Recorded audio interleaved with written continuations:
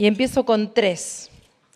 3 es la cantidad de veces que logramos crecer como país más de 5 años seguidos en los últimos 80 años. El otro número es 13, que es la cantidad de años, también en los últimos 80 años, que tuvimos una inflación de 5% o menos al año. Y 16% es el porcentaje de alumnos que egresa en la Argentina a tiempo y con los conocimientos adecuados de lengua y matemática. Esta es una cara de la Argentina. ¿Cuál es la otra cara de la moneda? También 3 números elegí. 2,5 son los billones que tenemos enterrados de dólares en vaca muerta. 4 PBIs del país. Somos el primer país en litio, el segundo en shale gas, el cuarto en shale oil. Estamos entre las top 5 de energía solar y las top 10 de energía eólica. 11 es la cantidad de unicornios tecnológicos que generó la Argentina, 1/3 de los unicornios tecnológicos de América Latina. Y 17 veces más que nosotros exporta Chile en materia minera, pese a que compartimos la misma cordillera. Nosotros exportamos 3.000 millones de dólares al año y ellos 57.000 millones de dólares al año. 2 caras de un mismo país, de una misma moneda, y así como elegí estos 6 números, podría haber elegido muchos otros más. Porque mi objetivo no era hacerles un diagnóstico que conocen de sobra, sino hablarles de esta brecha de las 2 caras de la moneda. Por esta brecha los argentinos estamos angustiados, estamos enojados. Por esta brecha es que las encuestas muestran el mayor pico histórico de mal humor social y nerviosismo. Por esta distancia entre lo que somos y lo que podríamos ser, es que creemos que la política es la culpable. ¿Y por qué la política? Porque hace 39 años que volvió la democracia y la política parece ser parte más del problema que de la solución. Ahora, muy bien, parados en este lugar y entendiendo el enojo después de 39 años, donde la estabilidad democrática no nos demostró ser la respuesta a todos nuestros problemas y todavía no logramos ser lo que podríamos ser como país. ¿Dónde nos paramos? Primero quiero decirles que entre todo el ruido que genera la política, hoy estoy acá para transmitirles que somos muchos los que trabajamos para la transformación de la Argentina, más allá de los ruidos que escuchamos todo el tiempo. Y quiero compartirles 9 puntos bien concretos, 3 desafíos que creo que tiene Juntos por el Cambio en el presente, 3 desafíos programáticos que vamos a tener si la gente nos elige como gobierno en el 2023. Y la parte más importante, 3 condiciones que yo creo que tenemos que lograr para que los desafíos programáticos se hagan realidad. Empiezo por los desafíos de Juntos por el Cambio del presente. El primero, por supuesto, es la unidad. No es novedad que el frente del oficialismo está roto. Ahora, que el frente oficialista se rompa no quiere decir que nosotros tengamos que quebrarnos, sino todo lo contrario. La ruptura de una coalición no debe contagiarse a la otra. Y mi trabajo, y el trabajo de todos los dirigentes que están hoy acá de Juntos por el Cambio y de todo el país, es trabajar todos los días para garantizar la unidad. Y lo hemos hecho. Y quiero hablar entonces no tanto de opiniones y de ruidos que escuchamos, sino de hechos. Es un hecho que esta coalición que nació en el año 2014 y que ya lleva 7 años, 8, estamos entrando en el año 8, es la primer coalición opositora al peronismo que se mantuvo unida desde el inicio de la democracia. Es un hecho. Es un hecho también que siempre hablamos del piso del 30% del peronismo, cuando Juntos por el Cambio ya lleva 3 elecciones con un piso del 40%. Es un hecho también que vivimos el gobierno, la derrota y un nuevo triunfo, porque sostenerse en el triunfo y en el poder es mucho más fácil que en la derrota. Así que no somos una coalición que se quiebra cuando pierde y se vuelve a unir para tener el poder. Eso también es un hecho. Ahora, esta unidad ¿Está garantizada solo por este conjunto de hechos? No. La garantiza nuestro trabajo de todos los días. Y ese es mi compromiso, y ese debe ser el compromiso de todos los miembros de Juntos por el Cambio. El segundo desafío que tiene Juntos por el Cambio es explicitar un proyecto de país. No alcanza con ser antikirchnerista. Esa no puede ser nuestra única identidad. Tenemos que transmitirles nuestro proyecto de país.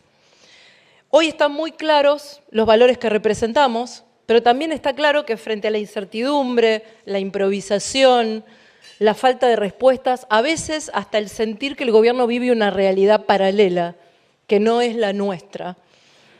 Cuando vemos todo eso, es natural que la sociedad anticipadamente mire a la oposición y diga, ¿y ustedes por dónde dicen que se sale? Incluso mucho antes del tiempo electoral. Eso nos obliga a explicitar nuestro proyecto y a trabajar en nuestro proyecto de país. Y lo estamos haciendo. Guido Sanleris, hoy parte del equipo de la Bolsa de Comercio, está trabajando con Hernán Lacunza, ex ministro de Economía Nacional, Guido Sanleris, recuerdo, expresidente del Banco Central, en un proyecto, en un plan económico consistente con más de 70 economistas. El Partido Radical también está trabajando con Eduardo Levi Sellati, con Martín Lustó, con Martín Tetaz. Hemos incorporado a Ricardo López Murphy, quien también está trabajando en el mismo sentido. Y las 4 fundaciones, que son las fundaciones o think tanks de los 4 principales partidos políticos que integran la mesa de Juntos por el Cambio Nacional, Coalición Cívica, Radicalismo, PRO y Peronismo Federal, sus 4 fundaciones, Sanarem, Fundación Alem, Fundación Pensar y Encuentro Federal, están trabajando en diagnósticos y planes compartidos. Es más, en los próximos meses nos van a ver a toda la mesa de conducción de Juntos por el Cambio Nacional recorriendo el país, tocando distintos temas en distintas provincias y explicitando nuestro proyecto de país en cada caso. El tercer desafío que tenemos es consolidar un proyecto de poder que nos dé la legitimidad política para el proyecto de país. El proyecto de país es el para qué. El proyecto de poder es cómo y dónde. Y no es lo mismo gobernar la Argentina como le tocó a Mauricio con 5 gobernadores que con 13. Si los resultados de las últimas elecciones se repitieran, podríamos sumar a la provincia de Santa Cruz, de Chubut, de San Luis, de Misiones, de La Pampa, de Entre Ríos, de Santa Fe y a esta provincia. La legitimidad para las transformaciones es muy distinta en función de los territorios que se gobiernan. No es lo mismo ser gobernadora de la provincia de Buenos Aires con 6 intendentes del conurbano, como me tocó a mí, que representaban menos del 20% de la población, que gobernar con 12, que son los distritos que podríamos ganar hoy en el conurbano, que representan el 40% de la población. No es lo mismo gobernar, como le tocó a Mauricio, con 87 diputados y 15 senadores nacionales en la Cámara, que tener, como tenemos hoy, 117 diputados nacionales y 33 senadores, y como podemos llegar a tener en el 2023, 35 senadores y más de 120 diputados nacionales, muy cerca de la mayoría. Esa legitimidad política sostiene las transformaciones.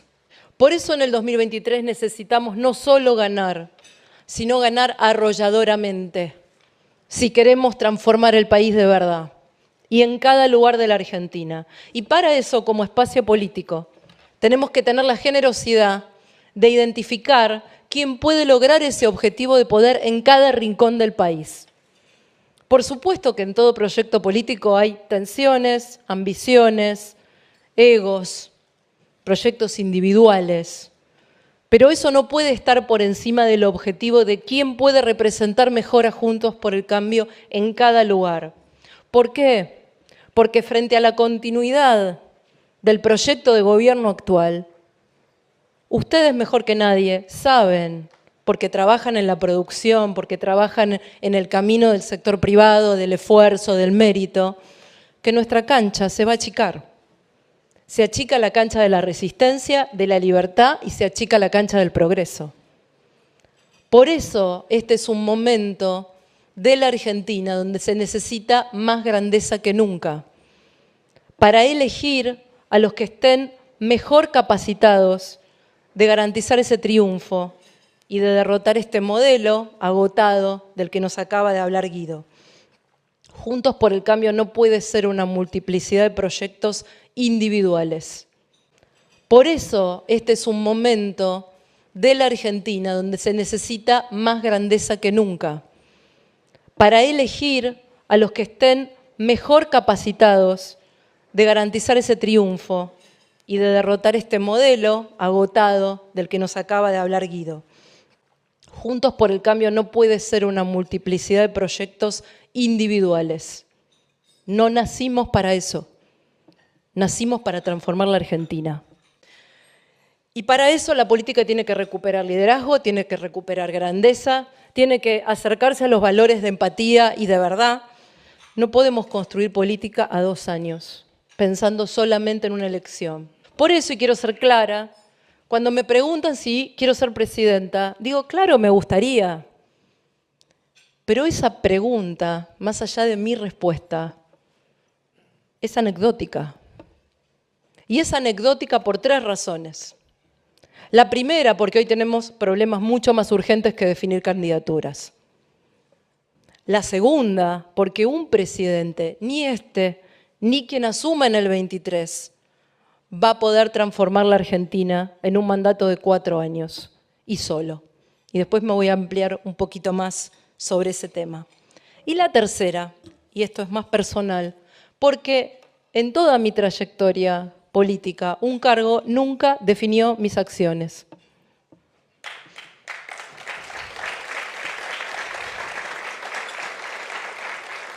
Mis acciones se definen por lo que quiero hacer por la Argentina. Así que quede claro, en el 2023 yo veo a Juntos por el Cambio como un gran equipo. Si me tengo que poner la 10 de Messi, me la voy a poner y no le tengo miedo. Si me tengo que poner la del 5, voy de 5. Si se necesita 7, 7. Si necesita arquero, arquero. Aguatera también. Y si hay que ser hinchada, soy hinchada. Pero tengo claro cuál es mi objetivo. Y mi objetivo es la transformación. Y tengo claro lo que está en juego en la Argentina. Ahora asumamos que entendimos todos estos desafíos y los resolvimos bien. Y ustedes nos eligieron y Juntos por el Cambio es gobierno en el 23. La primera cosa que todos tenemos claro es que no podemos fallar. No hay margen para una tercera oportunidad. No podemos fallar. Tiene que salir bien. Por la Argentina en primer lugar.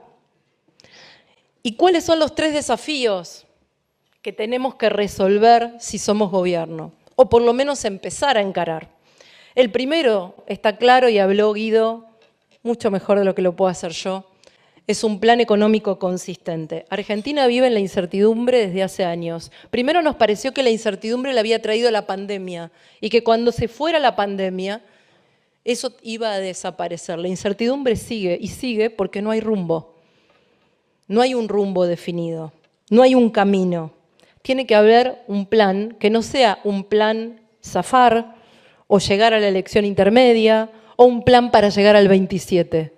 Tiene que haber un plan con 3 objetivos, que la Argentina crezca 10 años seguidos, que el empleo sea el eje ordenador y que podamos derrotar a la inflación. Ahora, la pregunta es ¿cómo? No voy a poder desarrollar cómo en estos pocos minutos, pero sí decirle algunas cosas en las que ya tenemos consensos básicos. La primera es, no hay plan económico consistente con un 70% de inflación como proyecto Guido. Se necesita un plan de estabilización. Y un plan de estabilización requiere equilibrio fiscal, restricción en la emisión monetaria y un tipo de cambio que no sea un barrilete. Y es difícil, claro que es difícil. Después, no hay plan económico consistente sin reformas estructurales, esas de las que no queremos hablar, como si no existieran, y todo el mundo sabe que son necesarias. Una reforma tributaria pro empleo y pro exportación, un cambio en las reglas laborales, una discusión sobre la sustentabilidad del sistema previsional. Todas reformas estructurales que tenemos que encarar. Pero aún si hiciéramos todo eso, hay muchos sectores que en la Argentina dirían, con esto yo estoy. Hacen todo esto y no me molestes y crecemos solos, pero hay otros que no. Y esto tiene que ver con la heterogeneidad de nuestro país, con las dificultades de infraestructura, de logística. No es lo mismo producir en San Juan que producir en Bahía Blanca. Definitivamente no es lo mismo. Y tenemos que entender esas complejidades y tenemos que entender la microeconomía. Eso es de verdad tener una mirada federal. No todo el tiempo peleándonos por una sábana corta que cuando uno les tira, el otro se queda sin nada. La discusión no es por cómo nos repartimos la misma torta peleándonos entre provincias que es cada vez más chica, sino cómo la agrandamos y cuál es el potencial de cada provincia para desarrollarse y crecer y cuáles son los obstáculos que en cada provincia están impidiendo que ese potencial se desarrolle. Eso es para mí verdadero federalismo. Y eso es parte de lo que tenemos que emprender en el capítulo de Plan Económico Consistente. El segundo desafío es el de educación. La Argentina en el siglo pasado, a principios del siglo pasado, incluso antes, era conocida en el mundo por dos cosas, no por Messi, no por Maradona. Era el granero del mundo y era una sociedad aceleradamente educada. En 1884 se dictó la Ley de Educación Común y fuimos el primer país en América Latina en tener una cobertura altísima de educación primaria. Hoy, la mitad de los chicos que empiezan el nivel primario no lo terminan a tiempo cuando llegan a quinto año de secundario y menos del 20% de nuestros jóvenes tienen un título universitario. Chile nos duplica. Y además eso no se distribuye en términos parejos. Miren la tabla por deciles. En el decil más bajo, 1 de cada 100 chicos va a la universidad. En el decil más alto, la mitad. Así que no se está distribuyendo parejo la oportunidad de progreso y la movilidad social ascendente que conocieron nuestros padres y nuestros abuelos. Frente a eso, no se trata solo de darle más presupuesto a educación, construir más escuelas y pagar mejores salarios. Ni siquiera se trata de sumar una hora más a clase o de resolver los problemas que tenemos en lengua y en matemática. Eso es lo básico. Se necesita mucha audacia en educación. Audacia y la determinación de iniciar una reforma cuyos resultados no vamos a ver. La nueva alfabetización ya no es aprender lo obvio de lengua y matemática, que tampoco nuestros hijos aprenden. La nueva audacia es que sepan de inclusión financiera, de programación y robótica y que hablen inglés. Esa es la discusión que tenemos que instalar a partir del 23. Y la Ciudad de Buenos Aires ya lo está haciendo. No es imposible. Y la provincia de Mendoza también empezó un camino. Entonces no es verdad que no se puede hacer en Argentina. La nueva alfabetización ya no es aprender lo obvio de lengua y matemática, que tampoco nuestros hijos aprenden. La nueva audacia es que sepan de inclusión financiera, de programación y robótica y que hablen inglés. Esa es la discusión que tenemos que instalar a partir del 23. Y la Ciudad de Buenos Aires ya lo está haciendo. No es imposible. Y la provincia de Mendoza también empezó un camino. Entonces no es verdad que no se puede hacer en Argentina. El tercer desafío es la situación social. No podemos plantearnos un programa consistente macroeconómicamente o microeconómicamente, una reforma educativa cuyos resultados va a llevar años y hacer de cuenta que 17 millones de argentinos no están o pueden esperar. Son el 40% de nuestro país. De los cuales, y acá está esa línea roja que duele, hay un 25% que fue pobre toda nuestra democracia. Son abuelos, padres, hijos, nietos, pobres. No salieron de la pobreza nunca, ni en los años en que la Argentina creció, ni en los años en que la expectativa era buena. Siempre estuvieron en el mismo lugar, convirtiendo la pobreza en una herencia que va de generación en generación. A ellos no les va a llegar el derrame, ni ninguna política de shock. A ellos tenemos que incluirlos proactivamente. Y hay dos cosas que no podemos dejar de hacer. La primera, una reforma agresiva de los planes sociales. La segunda, la urbanización de los más de 4.400 barrios y asentamientos precarios que hay en todo el país, donde vive la mayor parte de ese 25% de núcleo duro. Ahora, no menciono otros desafíos, dirán ustedes, no habla de narcotráfico y de seguridad, no habla de reformas institucionales y reglas claras de juego, no habla de política exterior, no, eso ya lo hicimos bien, de 2015 a 2019. Esos fueron logros de nuestro gobierno, ahí no está nuestro desafío. Sí, y llego a la parte, creo yo, más difícil de lo que tenemos que hacer, que son las 3 condiciones para que estas reformas se lleven adelante y que para que funcionen. La primera es una generación. Gobernar la Argentina es cada vez más complejo porque el mundo se volvió más complejo, porque las democracias occidentales están en crisis, amenazadas por proyectos totalitarios, porque la polarización y la fragmentación vienen siendo la regla de las elecciones, porque las lunas de miel son cada vez más cortas. Por eso un presidente no puede cambiar solo nada. Las épocas en que había un líder que marcaba un camino y la sociedad lo seguía y funcionaba, se acabaron. Hoy se requieren sociedades convencidas de ese camino que lideren con el presidente el cambio. Por eso se requiere una generación. No hay margen para llegar al gobierno para aprender e improvisar. Se necesita mucha gente como Guido, que tiene espalda, trayectoria, aprendizaje, y como muchos dirigentes de los que están acá, de Juntos por el Cambio, y que sobre todo tienen convicción, determinación, no dudan sobre el camino que hay que llevar adelante. Y también tienen capacidad de escucha y empatía. Y digo esto porque estamos hoy y vamos a estar en el 2023 frente a una sociedad llena de dolor, llena de decepción, que siente que le picó el boleto a la Argentina, como si la Argentina fuera algo ajeno y no su patria. Tenemos que volver a generar el sentido de generación que quebró 50, 40, 70, pónganle el número que quieran, años de decadencia y de deterioro. Una generación como fue la de Sarmiento, Roca, Pellegrini, Sáenz Peña. ¿Ustedes creen que ellos pensaban la Argentina 2 años? ¿O la pensaron para los siguientes 50? Estaban pensando una Argentina distinta. Así la tenemos que pensar nosotros. El segundo desafío es que nuestro proyecto político tiene, y la Argentina tiene que tener una narrativa y una épica. Y no digo relato, porque el relato es mentiroso. La narrativa y la épica surgen de los valores. Y les pongo un ejemplo de nuestro gobierno.